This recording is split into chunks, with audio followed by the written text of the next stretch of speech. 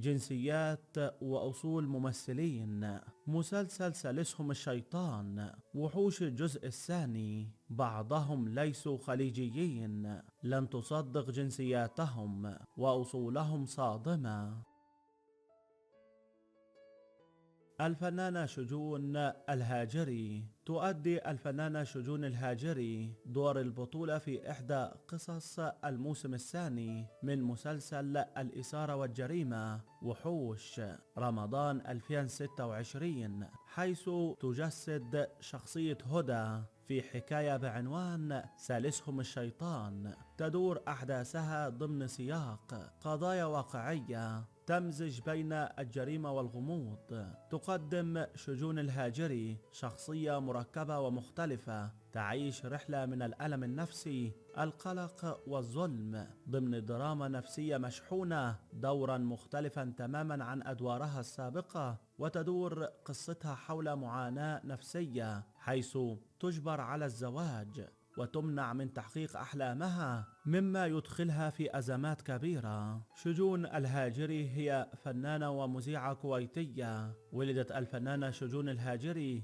في مدينة الكويت بدولة الكويت من مواليد 8 فبراير عام 1988. عمرها في سنة 2026 38 سنة. الفنانة شجون الهاجري هي من أصول كويتية، تحمل الجنسية الكويتية. ديانة الفنانة شجون الهاجري هي الإسلام، تعتنق الديانة الإسلامية مذهب أهل السنة والجماعة، العقيدة السلفية، ليست شيعية كما انتشر على بعض المواقع. الفنانة الكويتية شجون الهاجري حاليا غير متزوجة، فقد تزوجت سابقا من مدير أعمالها والمنتج الفني الكويتي أحمد البرياقي في مايو عام 2014 في دبي، ولكنها انفصلت عنه للمرة الثانية في سبتمبر من العام نفسه.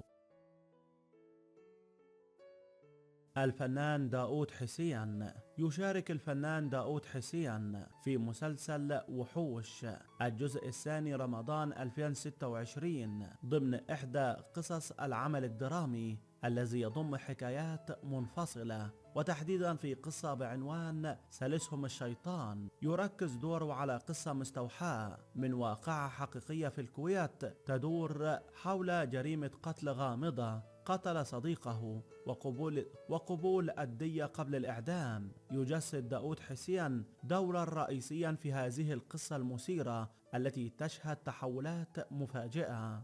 داود حسين هو فنان كويتي من أصل باكستاني. ولد الفنان داود حسين في منطقة شرق، وتحديدا في فريج بلوش بمنطقة الصوابر بالكويت من مواليد 5 نوفمبر عام 1958. عمره في سنة 2026 68 سنة. الفنان داود حسين هو من أصول باكستانية ويقيم في دولة الكويت، أما جنسيته فهو بدون جنسية. ديانة الفنان داود حسين هي الإسلام، يعتنق الديانة الإسلامية، المذهب الشيعة. الفنان داود حسين تزوج في عام 1989 من سيدة لبنانية وأنجبان ابنيهما حسين وعلي. الفنانة باسمة حمادة. تشارك الفنانة باسمة حمادة في طاقم عمل مسلسل وحوش الجزء الثاني رمضان 2026. باسمة حمادة هي ممثلة أردنية تعيش في الكويت. ولدت الفنانة باسمة حمادة في سوريا من مواليد 25 ديسمبر عام 1961. عمرها في سنة 2026 65 سنة. الفنانة باسمة حمادة هي من أصول أردنية ومن أم سعودية، تحمل الجنسية الأردنية. ديانة الفنانة باسمة حمادة هي الإسلام، تعتنق الديانة الإسلامية، مذهب أهل السنة والجماعة، العقيدة السلفية، ليست شيعية كما انتشر على بعض المواقع. الفنانة الأردنية باسمة حمادة غير متزوجة حاليا، وتزوجت من الفنان الكويتي رامي العبدالله، إلا أنهما انفصلان بعد ذلك. الفنان حسين المهدي. يشارك الفنان حسين المهدي في بطولة الجزء الثاني من مسلسل وحوش رمضان 2026 بدور محوري وجريء ضمن إطار من الإثارة والتشويق. يجسد الفنان حسين المهدي شخصية مركبة تعكس صراعات نفسية، تدور الأحداث حول عائلة تواجه حادثة مفجعة، ويجسد حسين المهدي شخصية تتأثر بهذه الحادثة عامر، حيث تتكشف من خلالها خفايا الحب والخذلان والذنب. حسين المهدي هو فنان كويتي. ولد الفنان حسين المهدي في مدينة الكويت بدولة الكويت من مواليد 26 سبتمبر عام 1982. عمره في سنة 2026 44 سنة. الفنان حسين المهدي هو من أصول كويتية، يحمل الجنسية الكويتية. ديانة الفنان حسين المهدي هي الإسلام، يعتنق الديانة الإسلامية المذهب الشيعي. الفنان الكويتي حسين المهدي أعلن في شهر يونيو عام 2025 عن عقد قرانه على شابة من خارج الوسط الفني، مفضلا إبقاء هويتها بعيدة عن الأضواء والإعلام. وأكدت مصادر مقربة أن زوجته هي ابنة رجل أعمال كويتي.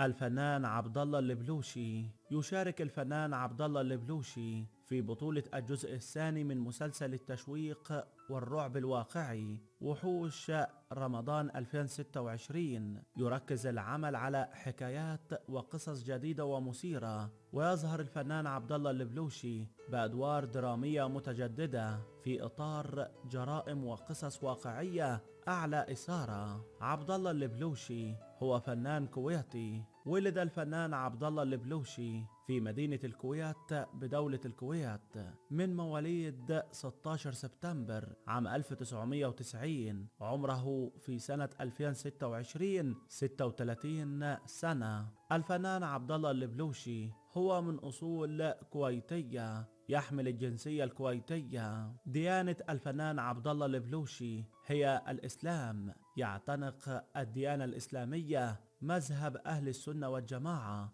العقيدة السلفية، ليس شيعي كما انتشر على بعض المواقع. الفنان الكويتي عبد الله البلوشي لم يتزوج.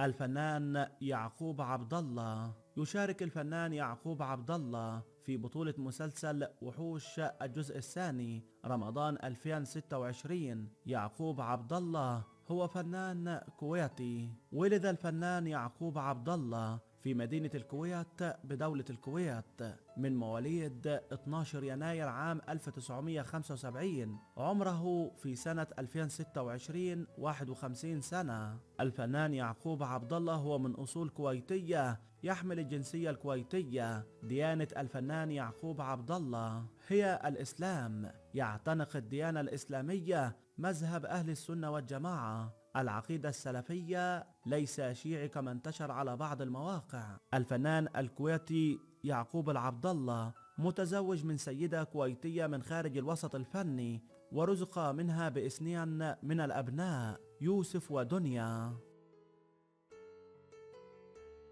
الفنانة منى حسين. تؤدي الفنانة منى حسين دورا رئيسيا يتسم بالشر المفرط في الجزء الثاني من مسلسل وحوش رمضان 2026، واصفها إياه بالشيطان أو صاحبة أعلى درجات الشر، بأن الشخصيات الثلاث الرئيسية تقدم شخصية معقدة وجريئة في إطار درامي يمزج بين الواقع والرعب الإنساني. منى حسين هي ممثلة مصرية تعيش في الكويت. ولدت الفنانة منى حسين في مدينة الكويت بدولة الكويت من مواليد 28 يناير عام 1984. عمرها في سنة 2026 42 سنة. الفنانة منى حسين هي من أصول مصرية، تحمل الجنسية المصرية. ديانة الفنانة منى حسين هي الإسلام، تعتنق الديانة الإسلامية مذهب أهل السنة والجماعة. العقيدة السلفية ليست شيعية كما انتشر على بعض المواقع. الفنانة منى حسين عزبة لم تتزوج.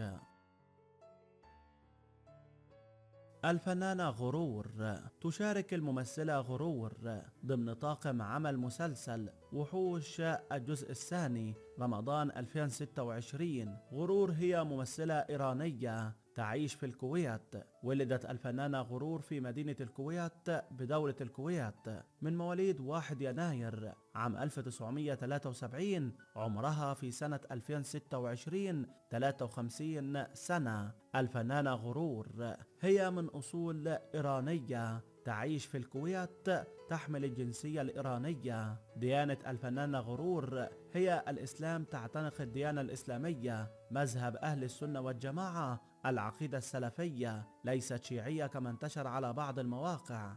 الفنانة غرور متزوجة من طليق الفنانة الإماراتية بدرية أحمد، وقد أنجبت منه عددا من الأبناء أكبرهم أحمد.